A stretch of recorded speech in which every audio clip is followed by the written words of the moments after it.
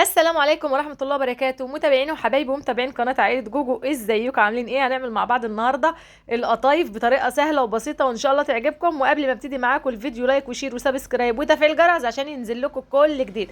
شايفين جمال القطايف المقروشة كده، الهشة كده، الكريسبي؟ شايفين الجمال؟ حاجة كده ما اقولكوش.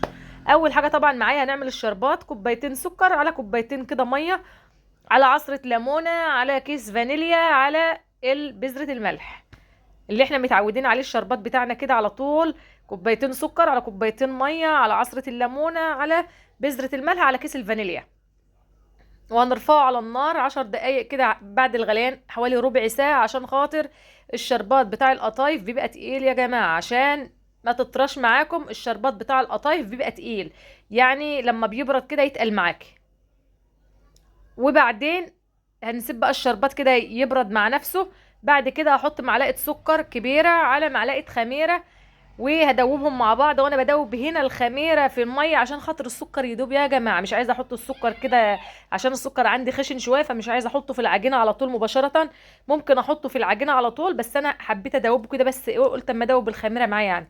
كده كده المقادير بتاعتي كلها هنحطها كلها على بعضها يعني، او نخلطها كلها مع بعضها، بس عشان خاطر السكر يعني خشن معايا عشان ما يخرصش في العجينه بس. فحطيته على الخميره يعني كده في كوبايه لوحده. بعد كده نحط كوبايتين دقيق، على نص كوبايه سميد، على دي معلقه نشا كبيره، على ذره ملح، على معلقه بيكنج باودر. كل المقادير كده هنقلبها كده مع بعضها. وهننزل، شايفين مسافه بس ما حطيت الحاجات دي بتاعتي على بعضها، لقيت الخميره نفشت زي ما انتم شايفين كده. وده طبعا معلقه السكر على نص كوبايه الميه على الخميره يا جماعه.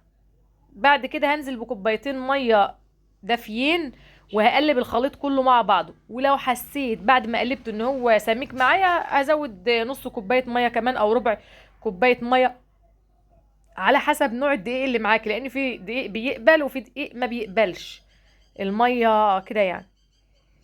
اهوت. ودوبتهم بقى قوي قوي قوي. ولو ما انتش هتقدري تدوبي قوي، اضربيهم في الخلاط، هيكون احسن لك ومش هيكون في تكتلات خالص في الخليط بتاعك. وانا بالفعل ضربته في الخلاط. المكونات بتاعتي كلها ضربتها في الخلاط يا جماعه. بعد كده برضو عشان خاطر ان هو ما يعني ما احسش ان فيه تكتلات خالص. هو كده كده ما فيهوش، بس برضو اديت له ضربه بالخلاط وسبته كده يعني يستهدى بس كده. كده كده احنا مش عايزينه يخمر يعني، بس دقيقتين ثلاثه كده. وبعد كده هشكل بقى في طاسه كده على النار. وهحط كده بجرب واحده الاولانيه كده يا جماعه عشان اشوفها شكلها عامله ازاي. اهوت. شايفين الجمال؟ شايفين؟ دي اول واحده عملتها كده لوحدها، وقلت اما اجرب، لان اول واحده يعني بتكون بايظه، بس الحمد لله هي ما طلعتش بايظه خالص ولا واحده بايظه فيها. معايا معلقه كبيره، يعني المعلقه اللي معايا دي غويطه شويه. حطيت، عايرت المقدار عشان يكون كل قطايف، يعني كل القطايف كلها مقاس واحد. شايفين الجمال؟ مسافه ما بنزلها شوفوا، شايفين بتخرم ازاي في النص؟ شايفين الجمال؟ والله العجينه ناجحه 100%. اهوت زي ما انتم شايفين كده يا جماعه. اهوت. واول واحده يعني مسافه بس ما اخلص اخر واحده بقوم لفه واقوم شايله على طول. شايفين اهيت جميله، بس حسيت ان هي يعني لازقه شويه، فمسحت الطاسه بعد الدور ده. مسحته بمنديل كده فيه زيت عشان خاطر ما تلزقش. هي مش بنحط لها زيت ولا حاجه، منديل بس عشان خاطر الطاسه ما يلزقش فيها العجين يا جماعه. هي لازقه شويه بس شايفين طالعه زي الفل يعني.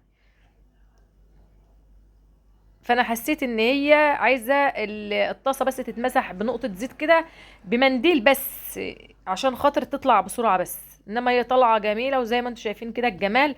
وكلها بقى مقاس واحد، لان معاييرها كلها بمعلقه واحده يا جماعه. كده انا مسحت يعني ما فيش زيت ولا حاجه اهوت زي ما انتم شايفين، بس انا مسحتها بمنديل كده بزيت عشان خاطر ما تلزقش يعني زي التانية.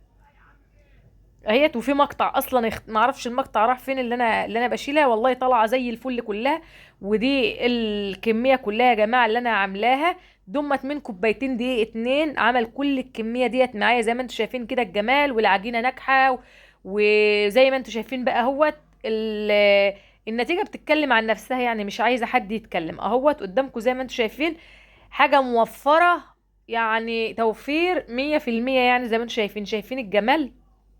وطريه وزي العسل كده اهوت. هنجيب بقى الحشو بتاعنا اللي احنا هنحشيه، لازم تطلعها على فوطه كده عشان تشفشف، عشان ما تعجنش على بعضها. معايا بقى الحشو بتاعي ده، جوز هند على زبيب على فول سوداني كده. كان عندي في كان عندي يعني، كان فايض معايا من، كنت عامله كنافه وكان فايض عندي، فطلعته بقى قلت اما احشبه القطايف اهوت. شايفين بحط شويه المكسرات وبحشي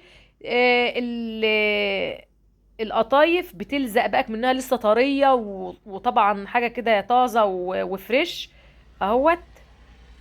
بنفس الطريقه كده، فعملت الوحدتين دولت كده. وبعد كده قلت عندي اللي هي القطاعه اللي هي اللي بتشكلي بها القطايف هي عندي، فقلت اما اجربها كده.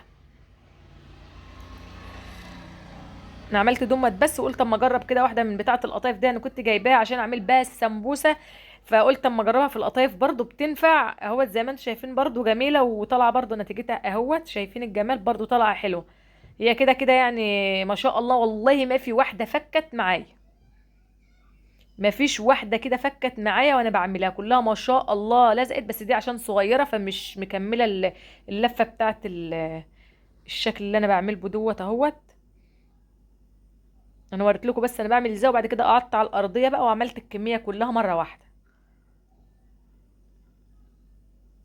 اهوت. وعملت بايدي، وعملت برضو بالبتاعه ديت اهوت. شايفين الجمال؟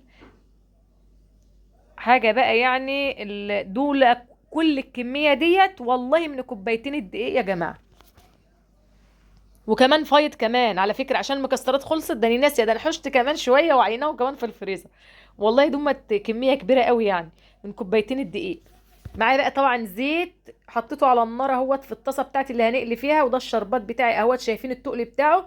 طبعا ما يكونش خفيف، عشان الخفيف بيضطر الحاجات اللي هي بتنزل يعني في الشربات زي القطايف، او زي حاجه، او زي اي حاجه تانية مثلا يعني، من اللي بتنزل في الشربات زي مثلا زي لقمه القاضي او الحاجات دي. لازم الشربات بيكون تقيل شويه، او بلح الشام مثلا او كده يعني. بطلع من النار تكون هاديه يا جماعه، عشان لو النار عاليه هتشعوط منك، وهتبقى مش كويسه، وهتبقى طريه مش هتبقى ناشفه. فهو انا مهديه النار خالص عليها يعني، على الهادي، على الهادي خالص. شايفين بقى لونها عامل ازاي؟ اللون الذهبي كده الجميل اهوت. بطلع واحط في الشربات على طول، وبعد كده بطلع اصفي. حطيت كده اللي هي الشياله اللي هي بتاعت اللي زي الكبشه دي، هتشوفوها دلوقتي او عدت تقريبا، فحطيت عليها تصفي كده. وبعد كده بشيلها في الطبق بتاعي اهوت، او في مصفى مثلا كده يعني، عشان ما الشربات ما يكونش ماسك فيها قوي، عشان تكون برضو خفيفه، ما تكونش تقيله ودسمه، والشربات يكون مسكر قوي طبعا واحنا في رمضان، ومش عايزين حاجات برضو سكريات قوي. فالعجينه مظبوطه والقطايف طالعه والله 10 على 10. شايفين الجمال؟ مقروشه ومخروشه وزي الفل كده من جوه ومن بره اهوت. شايفين؟ هي النتيجه اصلا بتتكلم عن نفسها يعني، من غير اي حاجه. شايفين؟ انا بس عشان بصور بايد وماسكه بايد، فمش عارفه امسك اقطعها، فقطعتها بايد واحده اهوت. زي ما انتم شايفين، شوفوا الجمال شكلها عامله ازاي. يا ريت بقى تجربوا القطايف بالطريقه بتاعتي، وبالف هنا وبالف شفا، وكل سنه وانتم طيبين، والسلام عليكم ورحمه الله وبركاته.